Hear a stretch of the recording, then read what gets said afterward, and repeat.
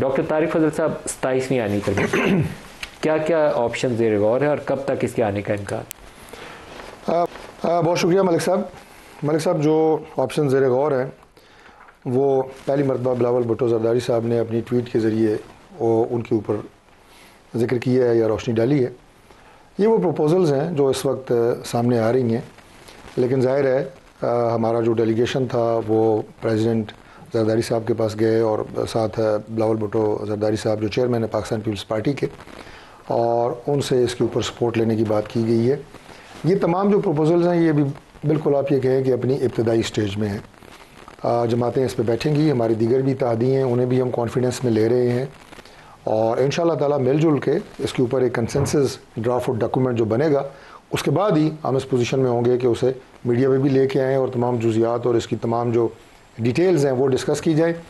लेकिन ये कोई गैर मामूली बात नहीं है। अगर आज 27वीं तरमीम हो रही है तो यकीनन इससे पहले 26 तरमीम हो चुकी हैं कॉन्स्टिट्यूशन में, और ये पार्लियामेंट का राइट है और इस्तेहकाक होता है हर पार्लियामेंट का कि 2/3 अक्सरियत के साथ जो है वो वक्त हालात उनके तकाज़ों को मद्देनज़र रखते हुए ज़रूरियात को मद्देनज़र रखते हुए हमारे अमेंडमेंट्स की जाएँ। जो इस वक्त चैलेंजेस हैं मशरक़ी सरहदों पे इंडिया की जानब से, जो चैलेंजेस हैं अफ़गानिस्तान साइड से, और गज़ा वाला डिसीजन भी आपका बड़ा इंपॉर्टेंट पेंडिंग है, तो कौन सी ऐसी इमरजेंसी है कि हम अभी 27वीं तरमीम करना चाहते हैं? देखिए, जो गज़ा की सूरत हाल है या जो ईस्टर्न बॉर्डर्स के ऊपर और वेस्टर्न बॉर्डर्स के ऊपर आपने बड़ा सैर हासिल जो है वो तबसरा किया है, फैक्ट बेस्ड किया है। और आज जो DGSPR की प्रेस कॉन्फ्रेंस थी मैं देख रहा था कि उसमें जो बात करते हैं जी कि सिर्फ डायलाग से मामलात को हल किया जाए, डायलाग तो हम कर रहे हैं और यकीनन जो दहशतगर्द हैं उनके सहूलतकारों से डायलाग हो सकते हैं, जिसको मैं अफ़गान तालिबान रजीम की बात कर रहा हूँ, उन्हें मैं कह रहा हूँ कि वो सहूलतकार हैं जो तहरीक तालिबान पाकिस्तान है, लेकिन जिसने असला उठा लिया उससे तो ज़ाहिर है दहशतगर्द है। आपके लिए इमरजेंसी क्या है कि अभी ये तरमीम मैं आपको ये अर्ज़ कर रहा हूँ 582 पाकिस्तानी फ़ौज के जवान और अफसर हैं जो शहीद हुए, 582। बिल्कुल ये इसमें आप देखें आप सुने ना, ये नंबर, ये कहना नंबर सौखा है लेकिन पूरा मुल्क हिल जाता है जितनी बड़ी शहादत है ये। बिल्कुल, और इसमें सारे तो लेकिन आपकी इमरजेंसी क्या है? इसमें सारे हमारे जवान हैं, मुसल्लह अफवाज के अफसरान हैं। यही तो वो बात है जो बार बार हम कह रहे हैं कि अपने तमाम पॉलिटिकल जो हमारे स्टेक होल्डर्स हैं उन्हें भी, और मेरा सवाल मैं उसके ऊपर आ रहा हूँ, मैं आपको ये चले खैर डायरेक्ट उस पर आ जाते हैं। मैं आपको सिर्फ ये बता रहा था कि ये बॉर्डर के ऊपर जो हमारे जवान अफसरान मुसल्लह अफवाज के लोग हैं वो अपना फ़राइज़ सर अंजाम दे रहे हैं।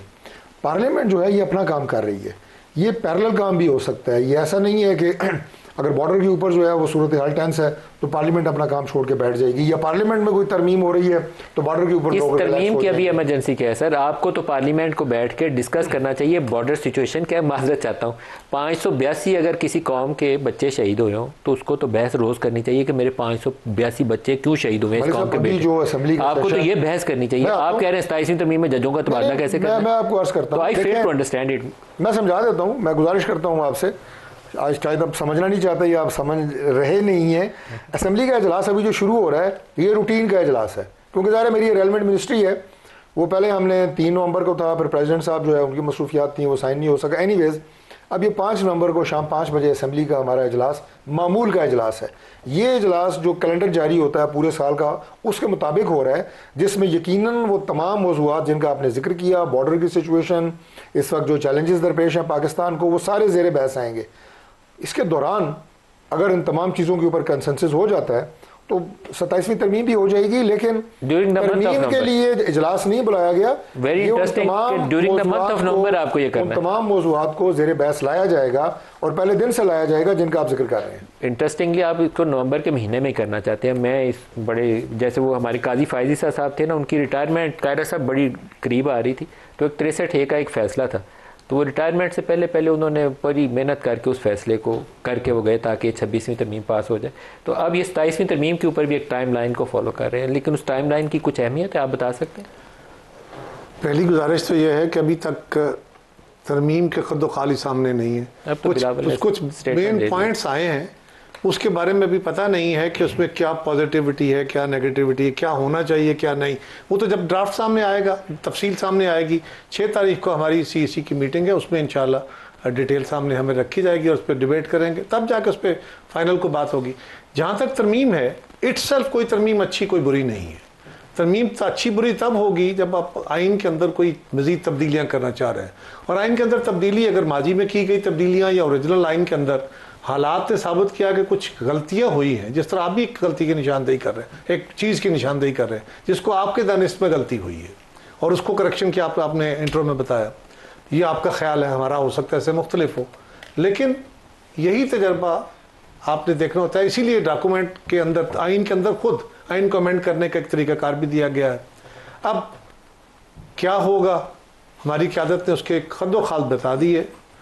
रही बात कि जी जल्दी क्यों है और सरहदों की सूरत बिलाशुबा तशवीशनाक है, ये तशवीशनाक के अलावा परेशान कौन ज़रूर है।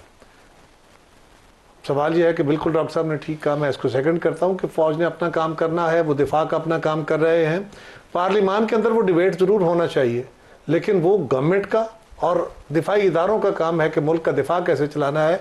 उसको पॉलिसी गाइडलाइन की देने की अगर ज़रूरत होगी तो पार्लियामेंट में डिबेट होगी। आपकी डिफेंस पॉलिसीज़ का पार्लियामेंट के अंदर जनरली डिबेट नहीं होती, ना उसका कोई वो फोरम होता है कमेटियों के अंदर बैठ के, या उसके अंदर बहुत सारी सीक्रेसीज होती हैं जब जनरली आप डिबेट नहीं कर रहे होते। लेकिन बिल्कुल आपके मुल्क के अंदर इस वक्त जो इंतहा पसंदी का एक जिन है, आपको खारजा पॉलिसी ख़ास तौर पर मगरबी महाज से और मुल्क के अंदर से भी, ये जो इस वक्त मुल्क के अंदर भी एक उभार है जिसको आप इंतहा पसंदी कह लीजिए, मजहबी जमातों की तरफ से एक चीज़ें पैदा की जा रही हैं जो कि बड़ी तशवीशनाक है और वक्त के साथ साथ बड़ी हैं। हुकूमत के लिए सूबाई हो या मरकज़ी हो, एक नहीं सारे सूबों के लिए बहुत सारे चैलेंजेस हैं, लेकिन उनको साइमल्टेनियसली हैंडल करना है। क्यों नवंबर में करना है वो भी ड्राफ्ट सामने आएगा तो पता चल जाएगा, लेकिन बाकी चीज़ों के साथ साथ पैरेलली अगर ये भी चलेगा तो मेरा ख्याल है ये कोई गलती नहीं होगी गवर्नमेंट की। बैरिस्टर साहब, आपके ख्याल में इस तरमीम की क्या ज़रूरत है और ये टाइम फ्रेम क्यों चुना गया, क्योंकि मैं इससे मुतफिक नहीं हूँ इस टाइम फ्रेम। देखिए 8 फरवरी का इलेक्शन उसकी बजाय 8 फरवरी का इलेक्शन जिस किरदार ने चोरी किया है, जिसका जो रोल है वो नवाजने का टाइम है। पहले एक स्टेज में नवाजा गया, अब दोबारा से नवाजा जा रहा है। देखें किससे मुतल्लिक़ है, इलेक्शन कमीशन से मुतल्लिक़ है। तो क्या इस वक्त आपके हालात हैं, देखें लेजिस्लेशन बिल्कुल असम्बली का राइट होता है, समझ आती है। क्या थोड़ा सा बता सकते हैं क्या क्या चीज़ें, तो सादा से लफ्ज़ों में जो समझ आ जाए सब। देखिए सारा पहले आईनी बेंच किस लिए बनाया गया, अब आईनी अदालत का तस्वीर है, उससे एक स्टेप अभी जबकि 26वीं आईनी तरमीम सुप्रीम कोर्ट में सब जुडिस है, उसका फेट अभी डिसाइड होना है, उस पर बहस चल रही है, तो उसको और फर्दर कवर देने के लिए एक स्टेप आगे जा रहे हैं। आईनी अदालत बना आईनी अदालत, हाई कोर्ट के जजेस का तबादला करने कि जजेस को और डराया जाए कि आप इस सिस्टम में अगर आपने रहना है तो आपको कोऑपरेट करना पड़ेगा। बेसिकली ये सिंपल सी बात है, ये किसी से ढकी छुपी नहीं है। ये जो जबर का निज़ाम है उसको तवालत देने के लिए करने की कोशिश की जा रही है। देखें कॉन्स्टिट्यूशनल अमेंडमेंट करना कोई मजाक नहीं होता। आप एक 1973 का कॉन्स्टिट्यूशन है जो कि बड़ी मेहनत के बाद बना।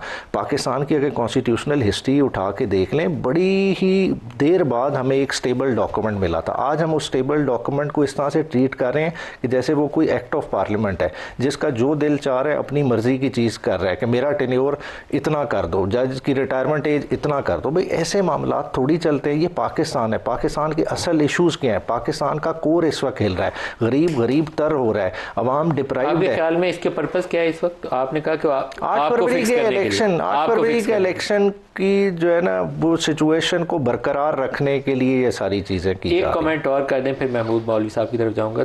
दो चीज़ें बैक वक्त शुरू हुई हैं और दोनों की टाइमलाइन जो है नवंबर का महीना है। एक आपकी जमात के अंदर से नया ग्रुप खड़ा करने की कोशिश हो रही है और वो काफ़ी हद तक वो आगे चली गई है और जो भी उसकी शक्ल बननी है इस महीने के एंड तक हमें पता चल जाएगा।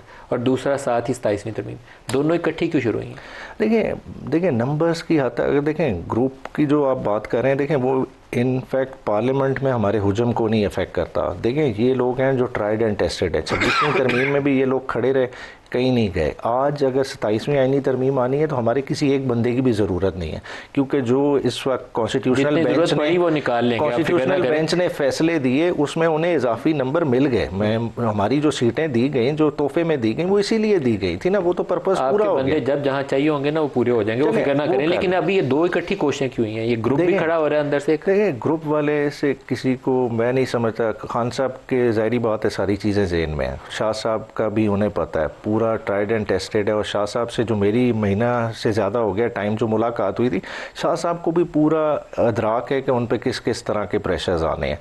और शाह साहब उस तरह के आदमी नहीं है कि जो गिव इन कर ले, वो अपनी पिछली 2 साल की मेहनत को किसी के पलड़े में डाल दें। तो मैं समझता हूँ कि ये पहले भी अटैम्प्ट्स होती रही, परवेज़ खटक साहब की सूरत में, दूसरी सूरतों में हुई, नाकाम हुई, और इस स्टेज पे भी ये बुरी तरह से मूव नाकाम होगी।